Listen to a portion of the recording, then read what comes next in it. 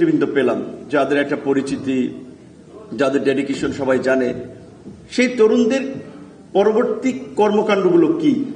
তাহলে এই আন্দোলনের মধ্যে দিয়ে বের হয়ে আসা তরুণ নেতৃত্বের প্রতি ভবিষ্যতে আস্থা রাখবে।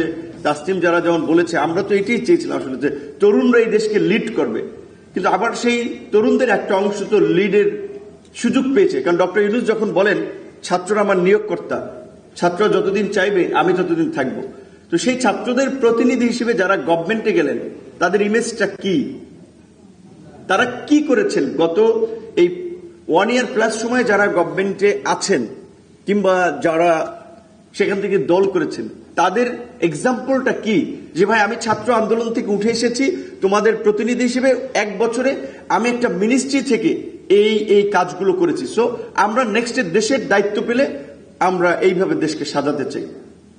যে সমস্ত ইয়ং অ্যাডভাইজাররা আছেন, কোনো ওইভাবে দৃশ্যমান দৃষ্টান্ত দেখাতে পারবেন যে এটা করেছেন, ইয়ংদের চিন্তা ভাবনা, আমরা যে স্পিডকে ধারণ করি, কিংবা আন্দোলনের লিডার, সরি আমার একটু ক্রিটিসিজম হচ্ছে, কিন্তু বাস্তবতা বলছে এই কারণে, বিকজ এখন তাদের দিয়ে মানে তাদের লেন্স দিয়ে হচ্ছে তরুণদেরকে দেখা হয় অনেক ক্ষেত্রে।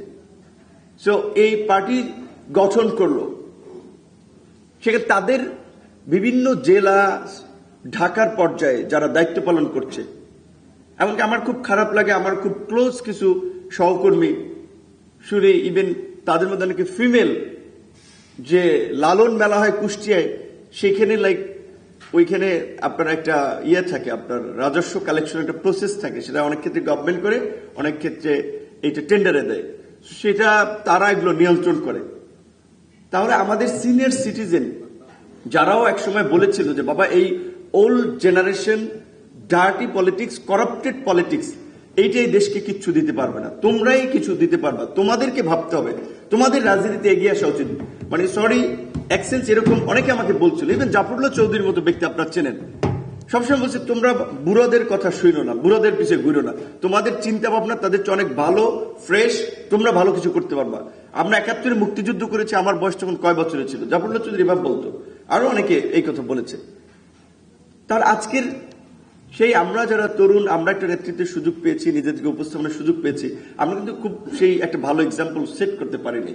তো তারপরেও আমি বলবো এখনো যে সুযোগটা আছে, বিশেষ করে একদিকে আমি আশাবাদী হতে চাই, এইবারের আন্দোলনটা বাংলাদেশের ইতিহাসে এত বিস্তৃত হয় নাই। 90-এর আন্দোলন বলে শহর কেন্দ্রিক ছিল, এইবারের আন্দোলন একেবারে প্রত্যন্ত অঞ্চলের ডিগ্রি কলেজ পর্যন্ত চলে গেছে, এবং অটোমেটিক্যালি ছাত্ররা কিছু, বিশেষ করে আমি দেখেছি ফার্স্ট 6 মান্থ কিছু ভালো কাজও করেছে, সমাজের সংস্কারের জন্য, মানুষের কল্যাণের জন্য কিছু পদক্ষেপও নিয়েছিল আন্দোলনের মাধ্যমে, যেটা মানুষকে একটা স্বস্তি দিয়েছিল, আশান্বিত করেছিল।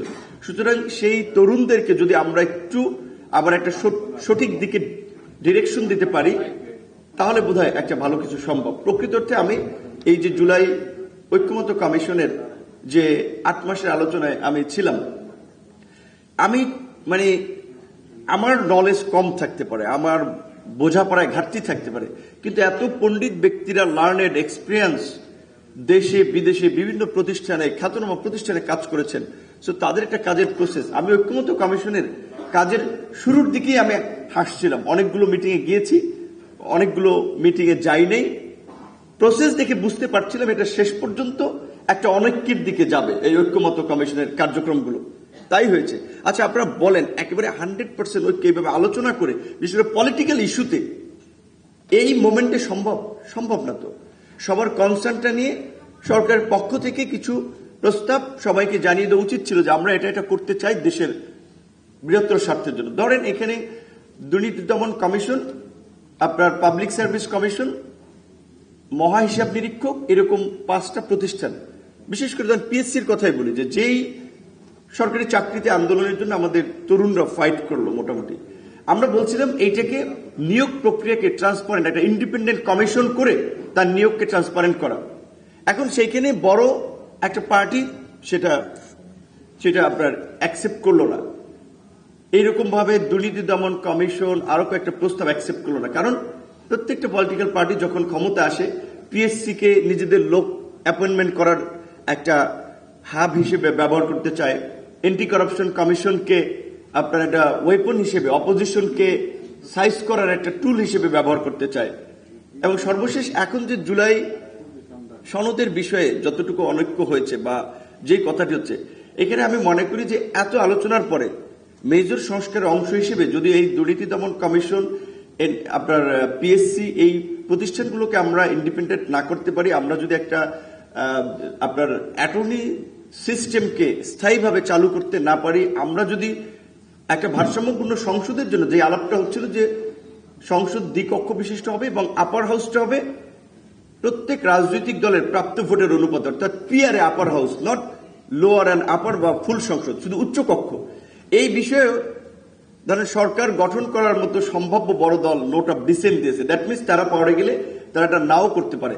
তাহলে তো এই সংস্কারের কোনো অর্থ হলো না। তাহলে এই যে 8 মাস এত আয়োজন করে সেই সংস্কার কতটুকু কার্যকর হবে? তাহলে যদি এই প্রক্রিয়ায় জুলাই সনদটা বাস্তবায়ন হয় তাহলে কিন্তু ওই পুরানো পথেই রাজনীতি চলবে। সুতরাং সেই দিক থেকে তো আবার আমরা না, তার পরের জেনারেশনকে রাস্তায় নামতে হবে, আবার পিটানি খেতে হবে পুলিশের, কেউ আবু সাইদের মধ্যে জীবন দেবে, যেটা গত 50 বছরে হয়েছে।